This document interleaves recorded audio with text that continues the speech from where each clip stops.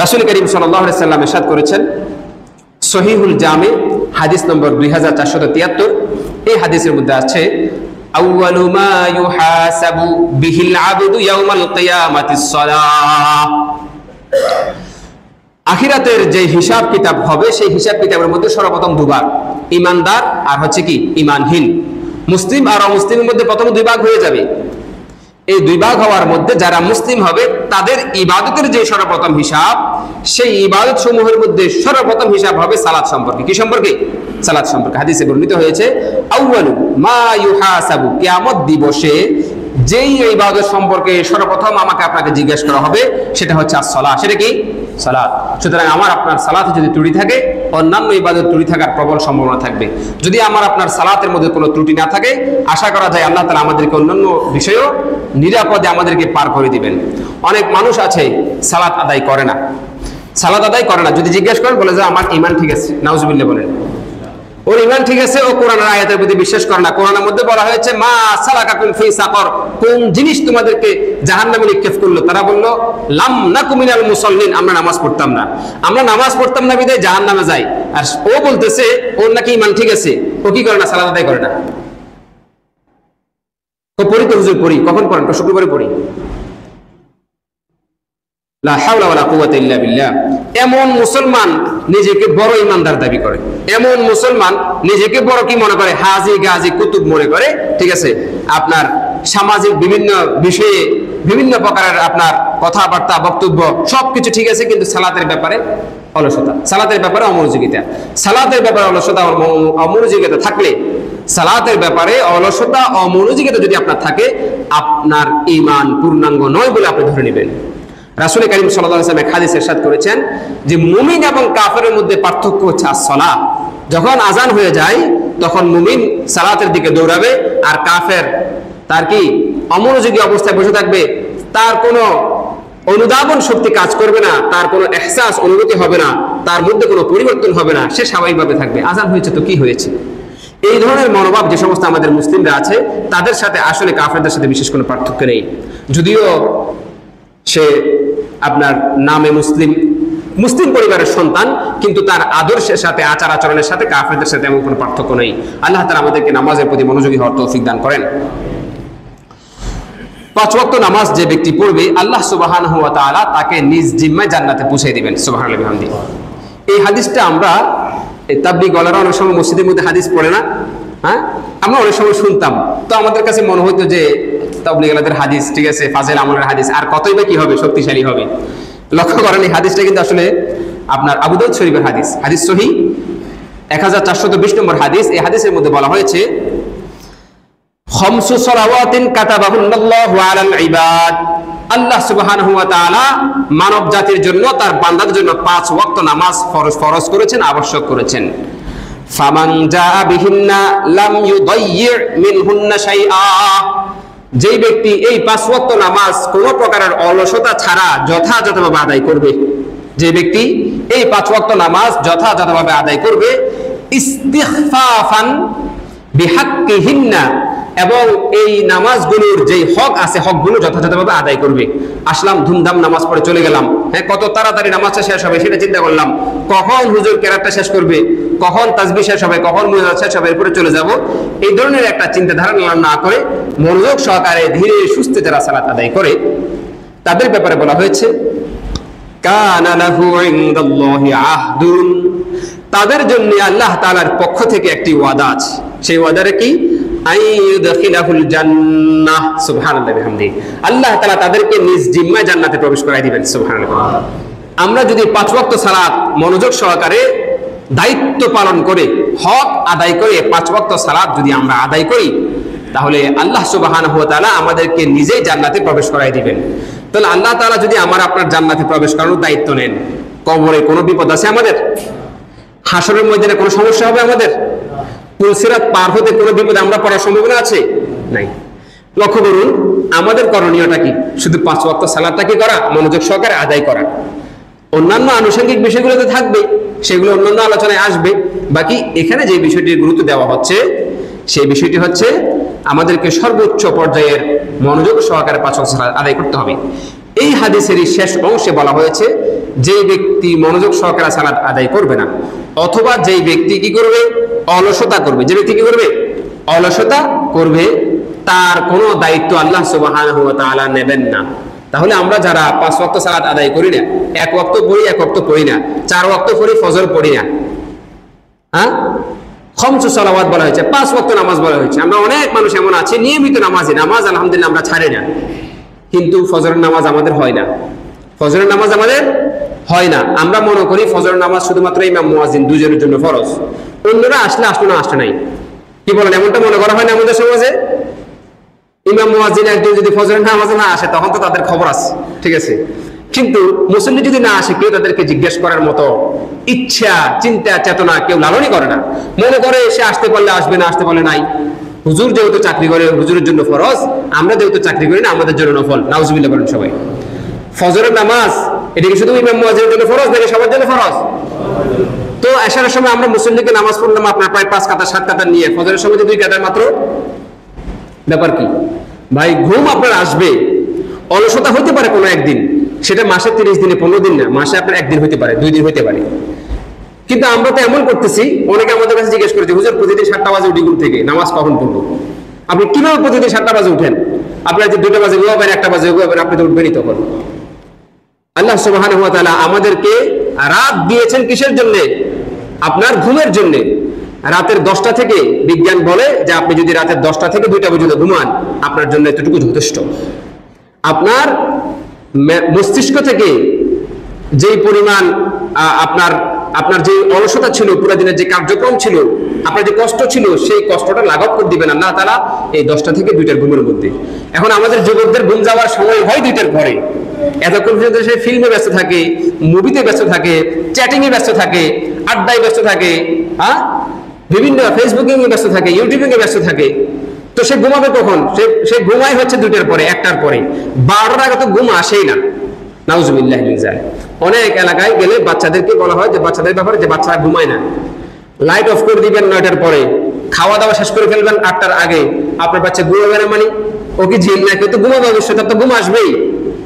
আল্লাহ তাআলা আমাদের সবাইকে বুঝার তৌফিক দান করেন। সম্মানিত উপস্থিতি, আমরা আগে ঠিক হতে হবে, তাহলে আমাদের বাচ্চারা ইনশাআল্লাহ তারা ঠিক হয়ে যাবে। আমরা ঠিক হয়ে যাবে, তাহলে আমাদের সন্তানরা কি হয়ে যাবে? ঠিক হয়ে যাবে ইনশাআল্লাহ তাআলা। ইশারের সালাতের পর দুনিয়াবি কোনো প্রয়োজনে লিপ্ত হওয়া, ইশারের সালাতের পর দুনিয়াবি কোনো কাজে লিপ্ত হওয়াকে রাসূল করিম সাল্লাল্লাহু আলাইহি ওয়াসাল্লাম পছন্দ করতেন না। এমনকি কথাবার্তা বলা, আড্ডা করা, এগুলোকেও রাসূল করিম সাল্লাল্লাহু আলাইহি ওয়াসাল্লাম পছন্দ করতেন না। কারণ ইশার সালাতের পর মুমিন বান্দার কাজ হচ্ছে কি করা? ঘুমায় যাওয়া। কারণ তাকে তো ভোর রাতে উঠতে হবে, তাকে তাহাজ্জুদের সালাত আদায় করতে হবে, তাকে তো ফজর সালাত আদায় করতে হবে। তাহাজ্জুদ আপনি নাই পড়েন, আপনি পড়তে পারছেন না, সেটা ভিন্ন বিষয়, কোনো সমস্যা নেই, পড়লে সওয়াব আছে, না পড়লে নেই, কিন্তু ফজর তো আমাকে পড়তেই হবে। একজন মানুষ যদি রাতে 10টা থেকে ঘুমায়, ধরুন আরো 1 ঘন্টা দিলাম, 11টা থেকেও যদি ঘুমায়, 12টা, 1টা, 2টা, 3টা, 4টা, 4:30, কেউ যদি 4:30টায় উঠে তাহলে 5.5 ঘন্টা সময়, 4টায় উঠলে 5 ঘন্টা সময়, মোটামুটি যথেষ্ট। গরমকালে রাতটা একটু কম, শীতকালে তো প্রায় 7 ঘন্টা হয়ে যাবে। এরপরও আমরা অনেক সময় শীতকালেও কি করি? ফজরের নামাজ মিস করি। আল্লাহ তাআলা আমাদের সবাইকে 5 ওয়াক্ত নামাজ, বিশেষ করে ফজরের নামাজের প্রতি মনোযোগী হওয়ার তৌফিক দান করেন, আমিন। সম্মানিত উপস্থিতি, হযরত জাবির ইবনে আব্দুল্লাহ রাদিয়াল্লাহু তাআলা থেকে বর্ণিত 5 ওয়াক্ত নামাজের ফজিলত সম্পর্কে একটা দারুণ একটা হাদিস, যে 5 ওয়াক্ত সালাত আদায় করলে কি হবে। মাসালুস সালাওয়াতিল খামসি কামাসালি নাহরিন জারিন রাহমিন আলা বাবি আহাদিকুম ইয়াগতাসিলু মিনহু কুল্লা ইয়াউমিন 5 মাররাত মা ইউবকি যালিকা মিনাদ দারন। মুসলিম শরীফের হাদিস 1409 নম্বর হাদিস এবং আন্তর্জাতিক নম্বর অনুযায়ী 668 নম্বর হাদিস। এই হাদিসের মধ্যে হযরত জাবির ইবনে আব্দুল্লাহ রাদিয়াল্লাহু তাআলা ইরশাদ করেন, রাসূল করিম সাল্লাল্লাহু আলাইহি ওয়াসাল্লাম বলেছেন, 5 ওয়াক্ত নামাজের উদাহরণ হচ্ছে যে একটা মানুষের, একজন মুসলিমের বাড়ির সামনে একটা নহর আছে, একটা নদী আছে, স্বচ্ছ পানির একটি কি আছে? পুকুর আছে, অথবা একটি নলকূপ আছে। সে দৈনিক 5 বার সেখানে কি করে? গোসল করে। কয়বার গোসল করে? 5 বার গোসল করবে। রাসূল করিম সাল্লাল্লাহু আলাইহি ওয়াসাল্লাম প্রশ্ন করছেন যে তার শরীরে কি কোনো ময়লা অবশিষ্ট থাকবে? উত্তর হচ্ছে কি? থাকবে না। ঠিক তেমনি ভাবে যে ব্যক্তি 5 বার সালাত আদায় করবে দিনে, আল্লাহ সুবহানাহু ওয়া তাআলা তার সমস্ত গুনাহ ক্ষমা করে দিবেন। সুবহানাল্লাহ। প্রত্যেক সালাতের মধ্যবর্তী সময়ে যে গুনাহগুলো হবে আল্লাহ তাআলা সেগুলো কি করে দিবেন? ক্ষমা করে দিবেন। তবে শর্ত হচ্ছে ইল্লাল কাবায়ের, কবিরা গুনাহ হতে পারবে না। যদি কবিরা গুনাহ হয় সেটা আল্লাহ তাআলা ক্ষমা করবেন না তওবা করা ছাড়া। হ্যাঁ, তওবা করলে আল্লাহ তাআলা কবিরা গুনাহ করে দিতে পারেন, ক্ষমা করে দেন। তাহলে আমরা 5 ওয়াক্ত সালাতের বিষয়টা, এটাকে কি আমরা নফলের মতো মনে করব নাকি আবশ্যিক মনে করব? আবশ্যিক মনে করব। এটা কি আমরা শুধু রমজানের জন্য, শাবানের জন্য, জিলহজের জন্য আবশ্যক মনে করব নাকি পুরো বছরের জন্য মনে করব? পুরো বছরের জন্য মনে করব। সম্মানিত মুসলিম কেরাম, একটু আমরা চিন্তা ভাবনা করি যে এই দুনিয়ার জন্য, এই দুনিয়ার 60-70 বছর হায়াতের জন্য, একটা ঘর করার জন্য, একটা বাড়ি করার জন্য, একটা ভালো একটা গাড়ির জন্য, ভালো এক জায়গায় বিবাহ করার জন্য, এই যে আমরা এত চেষ্টা পরিশ্রম করছি, এটার লিমিটেশন কতটুকু? 60-70 বছর। 100 বছর যে ব্যক্তি হায়াত পায়, সে কি হায়াতের শেষ অংশটা ওভাবে ফিল করতে পারে, উপভোগ করতে পারে? তার জন্য এটা কষ্টকর। 60-70 বছর পর্যন্তই স্বাভাবিক। তো এই 60-70 বছরের জন্য আমি আমার জিন্দেগি শেষ করে দিচ্ছি, কিন্তু অনন্তকালের হায়াত, আমার চোখ দুটো বন্ধ হলে যে হায়াত শুরু হয়ে যাবে এবং যেটার কোনো শেষ নেই, সেই হায়াতের জন্য কোনো প্রস্তুতি, কোনো প্রিপারেশন আমাদের নেই। আচ্ছা, কে না জানে যে কথাগুলো আজকে আলোচনা হয়েছে সালাত সম্পর্কে, অধিকাংশ মুসলিমরা কিন্তু আমরা এগুলো জানি। হ্যাঁ, এরপরও কিন্তু আমরা সেগুলো কি করি না, আমল করি না। এবং আমাদের নিজেদের মধ্যে অনেক সময় অলসতা কাজ করে, অনেক সময় কি করে, অলসতা কাজ করে। তো আসলে জানার নাম তো ইসলাম না। জানা এবং সাথে সাথে মানা, এই দুটোর নাম হচ্ছে কি ইসলাম। এই কারণে আমরা সবাই জানি যে নামাজ না পড়লে শাস্তি হবে, দুজকে জ্বলতে হবে, আগুনে জ্বলতে হবে, আমরা এগুলো বুঝি সবাই। এবং আমাদের এই বিশ্বাসটা খুবই নড়বড়ে। কচু পাতার উপরে যে পানি থাকে সেই পানির মতো, একটু লাড়া দিলে সেটা কি হয়ে যায়, পড়ে যায়। তো আমাদের এই বিশ্বাসটা হচ্ছে এরকম দুর্বল। এত দুর্বল ঈমান নিয়ে আসলে আমরা এত বিশাল একটা সফর আমরা কিভাবে রওনা দিচ্ছি? সফর যত বড় হয়, সফরের আপনার ব্যাগ এবং ব্যাগে যেগুলো কি হয় অনেক বেশি বড় হয়, সেখানে সামান অনেক বেশি হয়, টাকা পয়সা বেশি দিতে হয়, কারণ আমার সফর বেশি। 1 দিনের হলে 1 দিনের হিসাব, 5 দিন হলে 5 দিনের হিসাব। যদি আপনি 1 বছরের জন্য যান তাহলে আপনার আরো বেশি হিসাব। কিন্তু আমরা অনন্তকালের একটা সফর রওনা দিচ্ছি, মনে করতেছি যে আমি আমার দুনিয়ার সমস্ত কার্যক্রম চালিয়ে যাব, মাঝে মাঝে একটু গিয়ে মসজিদে হাজিরা দিয়ে আসবো, বাস এগুলো আমার জন্য কি হয়ে যাবে, যথেষ্ট হয়ে যাবে। কিভাবে আমরা এমনটা ভাবতে পারি? এমনটা ভাবার জন্য আল্লাহ তাআলা আমাদেরকে পৃথিবীতে পাঠাননি। তিনি আমাদেরকে পৃথিবীতে পাঠিয়েছেন খালিফা হিসাবে। আমি নিজেও সালাত আদায় করব, অন্যকে সালাতের সেই পরিবেশ করে দিব। এখন আমি যদি নিজে সালাত আদায় না করি, অন্যকে কি আমি সালাতের প্রতি ডাকতে পারবো? পারবো না। এখানে আমাদের সর্বপ্রথম সিদ্ধান্ত নিতে হবে, আজকে আমরা যারা আলোচনা শুনছি, আমরা প্রত্যেকে, আমি সহ, আমরা 5 ওয়াক্ত সালাত আমাদের মৃত্যু পর্যন্ত 5 ওয়াক্ত সালাতে আমরা কোনো অলসতা করব না, কোনো গাফলতি করব না। আল্লাহ তাআলা আমাদের প্রত্যেককে কবুল ও মঞ্জুর করেন, আমিন। সবাই রাজি আছেন তো ইনশাআল্লাহ? আল্লাহ তাআলা আমাদের প্রত্যেককে 5 ওয়াক্ত সালাতে মনোযোগী হওয়ার তৌফিক দান করেন। সম্মানিত উপস্থিতি, সূরা আনকাবুতের 45 নম্বর আয়াতে আল্লাহ সুবহানাহু ওয়া তাআলা বলেন, ইন্নাস সালাতা তানহা আনিল ফাহশাই ওয়াল মুনকার। নিশ্চয় সালাত মানুষকে কি করে, আপনার অশ্লীলতা থেকে, খারাপ কাজ থেকে দূরে রাখে। সালাত মানুষকে অশ্লীলতা থেকে, খারাপ কাজ থেকে দূরে রাখে। অনেক যুবক ভাইয়ের প্রশ্ন হচ্ছে যে আমি তো সালাত আদায় করছি, কিন্তু আমি এখনো কি করতে পারছি না, অশ্লীলতা থেকে বাঁচতে পারছি না, খারাপ কাজ থেকে বাঁচতে পারছি না, হারাম রিলেশন থেকে আমি এখনো বাঁচতে পারছি না, গুনাহের সাথে আমি এখনো সম্পৃক্ত আছি, আমার করণীয় কি? হাদিসের প্রতি লক্ষ্য করবেন। হাদিসের মধ্যে বলা হয়েছে, মাসালুস সালাওয়াতিল খামস কামাসালি নাহরিন জারিন গামরিন। স্বচ্ছ পানির নহরের সাথে, নদীর সাথে তুলনা করা হয়েছে 5 ওয়াক্ত নামাজ পড়া, 5 বার গোসলের সাথে তুলনা করা হয়েছে। তাহলে আমার আপনার সালাত যদি যথার্থ হয়, গোসলটা যদি যথার্থ হয়, শরীর অবশ্যই কি হবে, পবিত্র হবে, শরীর অবশ্যই পরিষ্কার হবে। তাহলে আমার আপনার সালাতটা যদি যথার্থ হয়, যেভাবে রাসূল করিম সাল্লাল্লাহু আলাইহি ওয়াসাল্লাম আদায় করতে বলেছেন সেভাবে হয়, আমি যদি ধীরতার সাথে, সুস্থতার সাথে, স্থিরতার সাথে আমি যদি আস্তে ধীরে সালাত আদায় করি, মনোযোগ সহকারে সালাত আদায় করি, অবশ্যই আমার সালাত আমাকে গুনাহ থেকে ফিরিয়ে আনবে ইনশাআল্লাহ তাআলা। এবং আমি যদি সালাত সপ্তাহে 1 দিন আদায় করি, দিনে 1 বার আদায় করি, 2 বার আদায় করি, তাহলে তো আমার সালাত পূর্ণাঙ্গ না। আমার গোসল যেমন পূর্ণাঙ্গ না হলে শরীর পরিষ্কার হয় না, ঠিক তেমনি ভাবে আমার সালাত যদি কেউ না হয়, পূর্ণাঙ্গ না হয়, নিয়মিত না হয়, সপ্তাহের 7 দিনে 7 দিনই না হয়, প্রতিদিনে 5 ওয়াক্ত না হয়, তাহলে তো সেই সালাত আমাকে কখনো গুনাহ থেকে বিরত রাখবে না। এই কারণে ভাইরা, আমাদেরকে অবশ্যই নামাজ পড়তে হবে, যথাযথভাবে পড়তে হবে। নামাজ পড়তে হবে, মনোযোগ সহকারে পড়তে হবে। আল্লাহ তাআলা পবিত্র কোরআনে ইরশাদ করেছেন, আল্লাযীনা হুম ফী সালাতিহিম খাশিউন। মুমিন বান্দাদের যে গুণাবলী আছে সেই গুণাবলী সম্পর্কে বলতে গিয়ে তিনি বলেছেন, যারা নামাজের মনোযোগী হয় খুশু এবং খুজুর সাথে, মানে আল্লাহ তাআলার ভয়ের সাথে এবং ধীরতার সাথে, স্থিরতার সাথে আদায় করে, তারা হচ্ছে প্রকৃত মুমিন।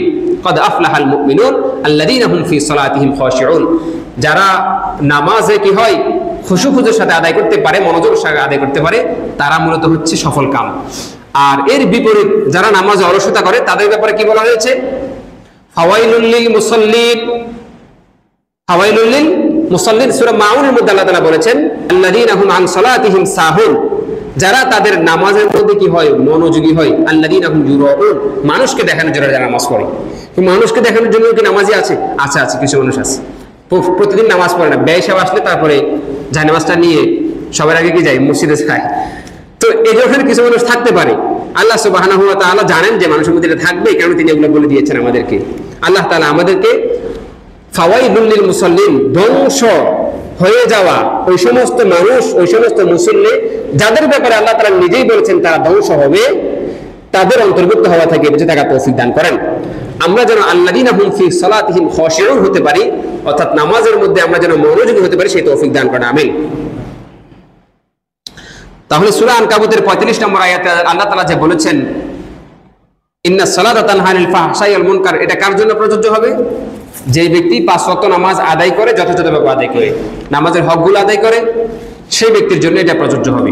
আল্লাহ তাআলা আমাদেরকে এমন সালাত আদায়কারী হওয়ার তৌফিক দান করেন। অনেক মানুষের অস্থিরতা কাজ করে, পেরেশানি কাজ করে, দুনিয়াবি বিভিন্ন রকমের বিপদ আপদের মধ্যে পতিত অবস্থায় আছে, অথবা রোগ বালা মুসিবতের মধ্যে আছে। তারা ডাক্তার, কবিরাজ ইত্যাদির কাছে অনেক দৌড়াদৌড়ি করে, অথচ আল্লাহ সুবহানাহু ওয়া তাআলা সূরা মাআরিজের মধ্যে তাদের জন্য একটি সমাধান দিয়ে দিয়েছিলেন। কোন সূরায়? সূরা মাআরিজ, 29 নম্বর পারার একটা সূরা। সেই সূরার 19 থেকে 23 নম্বর আয়াতে আল্লাহ তাআলা কয়েক ধরনের রোগী, যারা অধৈর্য, যারা দুর্বল চিত্তের অধিকারী এবং যারা কৃপণ, এই 3 রোগীর একটা চিকিৎসা দিয়েছেন। কয় রোগীর? 3 রোগীর। একটা হচ্ছে বখিল মানুষ, কৃপণ। 2 নম্বর হচ্ছে কি অধৈর্য মানুষ, স্থিরতা নেই, ধীর স্থিরতা নেই, সবকিছুতে ধুমধাম করে ভুল করে, বিপদে পড়ে। এখন হচ্ছে দুর্বল চিত্ত, সাহসী না, ইসলামের জন্য ডাক আসলে সে সবসময় মিয়ে থাকে, ঝিমিয়ে পড়ে থাকে, পছন্দ করে, সবসময় দুর্বার গতিতে সামনে এগিয়ে যাবে, এমন একটা সাহস দিলের মধ্যে, বুকের মধ্যে রাখে না, এমন দুর্বল চিত্তের লোক। এই সমস্ত 3 প্রকারের লোকদের জন্য আল্লাহ তাআলা চিকিৎসা দিয়েছেন কয়টা? একটা। আল্লাহ তাআলা কি বলেছেন? ইন্নাল ইনসানা খুলিকা হালুআ, নিশ্চয় মানুষকে সৃষ্টি করা হয়েছে দুর্বল চিত্তরূপে। আল্লাহ তাআলা বলে দিয়েছেন যে আমি তোমাকে সৃষ্টি করেছি দুর্বল করে। কি করে সৃষ্টি করেছি? দুর্বল করে সৃষ্টি করেছি। ইযা মাসসাহুশ শাররু জাজুআ, যখন সে বিপদে পড়ে তখন সে অধৈর্য হয়ে পড়ে। হয় কি না আমরা এমন? যখন আমাদের বিপদ আসে, কোন একটা বালা মুসিবত আসে, হঠাৎ করে সন্তান মারা যায়, হঠাৎ করে মা বাবা মারা যায়, হঠাৎ করে ব্যবসায় লস হয়ে যায়, হঠাৎ করে গরুটা মারা যায়, তখন আমরা কি হয়ে পড়ি? অধৈর্য হয়ে পড়ি। ওয়াইদা মাসসাহুল খায়রু মানুআ, এবং যখন তাদেরকে ভালো কিছু স্পর্শ করে, অর্থাৎ তারা যখন কল্যাণ লাভ করে আল্লাহ তাআলার পক্ষ থেকে, তখন তারা অতি কৃপণ হয়ে যায়, আর টাকা পয়সা ছাড়তে চায় না। মনে হচ্ছে যে সবকিছু সে নিজের বাহু বলে, নিজের শক্তি দিয়ে সে অর্জন করেছে, এমনটা সে নিজের শক্তি বলে অর্জন করেছে, এমনটা সে মনে করে। এরপরে সে কি বলে? না, গরিব মিসকিনদের আর দেওয়া যাবে না, এরা সবগুলো হচ্ছে কি খারাপ, এদেরকে আমি আর টাকা পয়সা দেব না। তো এই 3 ধরনের ব্যক্তিদের ব্যাপারে আল্লাহ তাআলা তাদের বদনামি করছেন। এরপর আল্লাহ তাআলা বলছেন ইল্লাল মুসাল্লিন, ইল্লাল মুসাল্লিন, অর্থাৎ যারা সালাত আদায় করে তারা এমনটা হয় না। যারা সালাত আদায় করে তাদের দুর্বলতা দূর হয়ে যাবে, যারা সালাত আদায় করে তারা অধৈর্য হবে না, স্থির থাকা এটা তারা শিখতে পারবে সালাতের মাধ্যমে। এবং যারা মানুয়া, আপনার কৃপণ, সে ব্যক্তি নিয়মিত সালাত আদায় করলে সে কৃপণও থাকবে না। এই 3 ব্যক্তির জন্য আল্লাহ তাআলা কি দিয়েছেন? চিকিৎসা দিয়েছেন ইল্লাল মুসাল্লিন, নিয়মিত সে কি করতে হবে? সালাত আদায় করতে হবে। এখন একটা কথা হচ্ছে, ওই যে কিছু ভাইয়েরা বলেন যে আমি তো সালাত আদায় করি কিন্তু আমি এখনো কি করতে পারছি না, গুনাহ ছাড়তে পারছি না। তাদের ব্যাপারে আল্লাহ তাআলা সূরা মার যে 23 নম্বর আয়াতে বলে দিয়েছেন, আল্লাযীনা হুম আলা সালাওয়াতিহিম দাঈমুন। এক ওয়াক্ত পড়লেন, এক ওয়াক্ত পড়লেন না, যখন মন চেয়েছে তখন পড়লেন, সব সময় পড়লেন না, সপ্তাহে শুধু জুমার দিন পড়লেন অথবা বছরে শুধু 2 ঈদের নামাজ পড়লেন। এমন যদি হয় তাহলে আপনার সালাত আপনার জন্য কাজ দেবে না, আপনি আপনার দুর্বলতা দূর করতে পারবেন না, আপনি কৃপণতা দূর করতে পারবেন না, আপনার অস্থিরতা দূর করা হবে না। হ্যাঁ, যদি আপনি নিয়মিত সালাত আদায়কারী হন তাহলে আপনার দুর্বল চিত্ত দূর হয়ে যাবে, আপনি সাহসী শক্তিশালী হতে পারবেন আত্মার দিক থেকে, এবং আপনি অধৈর্য হবেন না, আপনার অস্থিরতা আল্লাহ সুবহানাহু ওয়া তাআলা দূর করে দিবেন, এবং আপনার কৃপণতা বখিলতা আপনার আল্লাহ তাআলা দূর করে দিবেন যদি আপনি নিয়মিত সালাত আদায়কারী হন। এবং আল্লাযীনা হুম আলা সালাওয়াতিহিম দাঈমুন, নিয়মিত সালাত আদায়কারী হন। সুবহানাল্লাহি ওয়া বিহামদিহি। এই আয়াতের মধ্যে একটি শব্দ আল্লাহ তাআলা বৃদ্ধি করেছেন কি, দাঈমুন। দাঈম শব্দের অর্থ হচ্ছে নিয়মিত, নিয়মিত করা। দাঈম মানে যে ব্যক্তি কি করে, নিয়মিত সালাত আদায় করে, সে এই সমস্ত কৃপণতা, খারাপ অন্যান্য গুণ থেকে সে বাঁচতে পারবে। এবং এই যে আগের আয়াতে বলা হয়েছিল যে ইন্নাস সালাতা তানহা আনিল ফাহশাই ওয়াল মুনকার, খারাপ কাজ থেকে সালাত আমাকে দূরে রাখবে ওই ব্যক্তির সালাত যে ব্যক্তি নিয়মিত সালাত আদায় করে এবং সালাতের হক আদায় করে সালাত আদায় করে। আল্লাহ তাআলা আমাদের সবাইকে যথাযথভাবে সালাত আদায় করার তৌফিক দান করেন, আমিন। সম্মানিত উপস্থিতি, মুসলিম শরীফের একটি হাদিস 428 নম্বর হাদিস, হযরত ওসমান রাদিয়াল্লাহু তাআলা আনহু বর্ণনা করেন, লা ইয়াতাওয়াজ্জাউ রাজুলুন মুসলিমুন ফায়ুহসিনুল ওয়াজুআ ফায়ুসাল্লি সালাতান ইল্লা গাফারাল্লাহু লাহু মা বাইনাহু ওয়া বাইনাস সালাতি আল্লাতী তালিহা। হযরত ওসমান ইবনে আফফান রাদিয়াল্লাহু তাআলা আনহু বলেন, মুসলিম জাহানের তৃতীয় খলিফা, তৃতীয় আমিরুল মুমিনিন হযরত ওসমান রাদিয়াল্লাহু তাআলা বলেন, কোন একজন মুসলিম ব্যক্তি যদি ওযু করে, ফায়ুহসিনুল ওয়াজুআ, ওযুকে ভালোভাবে করে, উত্তম ভাবে যদি সে ওযু সম্পন্ন করে, ফায়ুসাল্লি সালাতান, এবং যদি সে সালাত আদায় করে, উত্তম ভাবে ওযু করার পরে যদি সে সালাত আদায় করে, ইল্লা গাফারাহুল্লাহু লাহু মা বাইনা ওয়া বাইনাস সালাত আল্লাতী তালিহা, 2 সালাতের মধ্যবর্তী সময়ে যে অপরাধগুলো হয়ে যাবে, সগীরা গুনাহগুলো হয়ে যাবে, ছোট ছোট পাপগুলো হয়ে যাবে, আল্লাহ সুবহানাহু ওয়া তাআলা সেগুলো ক্ষমা করে দিবেন। সম্মানিত মুসলিম কেরাম, হযরত ওসমান ইবনে আফফান রাদিয়াল্লাহু তাআলা আনহুর হাদিস থেকে আমরা জানতে পারলাম যে ব্যক্তি উত্তমভাবে ওযু করবে এবং সালাত আদায় করবে, মধ্যবর্তী 2 নামাজের মধ্যবর্তী যে গুনাহগুলো হবে, টুকটাক ছোটখাটো গুনাহ, সেগুলো আল্লাহ তাআলা কি করে দিবেন, ক্ষমা করে দিবেন। যদি কারো কবিরা গুনাহ হয়ে থাকে তওবা করে নেবে, যদি কারো কবিরা গুনাহ হয়ে থাকে কি করবে, তওবা করবে। তওবা কিভাবে করবে? তওবা করার জন্য, তওবা কবুল হওয়ার জন্য কয়েকটা শর্ত আছে। 1 নম্বর, আন-নাদামাতু আলা মা কান, অতীতে যা হয়ে গিয়েছে তার জন্য অনুতপ্ত হওয়া। 1 নম্বর কি বলেছি বলেন তো? অতীতে যা হয়ে গিয়েছে তার জন্য কি হওয়া, অনুতপ্ত হওয়া। 2 নম্বর, অপরাধটা আল্লাহ তাআলার কাছে স্বীকার করা। অপরাধটা কার কাছে স্বীকার করা? আল্লাহ তাআলার কাছে স্বীকার করা। 3 নম্বর হচ্ছে ভবিষ্যতে না করার ব্যাপারে দৃঢ় প্রতিজ্ঞা হওয়া। ভবিষ্যতে ওই অপরাধটা না করার ব্যাপারে দৃঢ় প্রতিজ্ঞা হওয়া। এই 3টা হচ্ছে মৌলিক। আরেকটা হচ্ছে প্রাসঙ্গিক, মানে ওই অপরাধটা যদি মানুষের হক সংক্রান্ত হয়, হকুল ইবাদ সংক্রান্ত হয়, ভাইয়ের হক, বোনের হক, ভাতিজার হক, মা বাবার হক, স্ত্রীর হক, সন্তানের হক, প্রতিবেশীর হক, এমন কোন হক সম্পর্কে যদি হয়, এমন কোন হক সম্পর্কে যদি হয়, তাহলে তাকে অবশ্যই কি করতে হবে, আপনার আল্লাহ সুবহানাহু ওয়া তাআলার কাছে ক্ষমা চাওয়ার সাথে সাথে ওই ব্যক্তির কাছেও ক্ষমা চাইতে হবে, এবং ওই ব্যক্তির হক তাকে পরিপূর্ণরূপে ফেরত দিতে হবে। যদি তাকে পরিপূর্ণরূপে তার হক ফেরত দেওয়া না হয়, তাহলে কোনো ক্রমেই ওই তওবাটা পূর্ণাঙ্গ রূপে কবুল করা হবে না।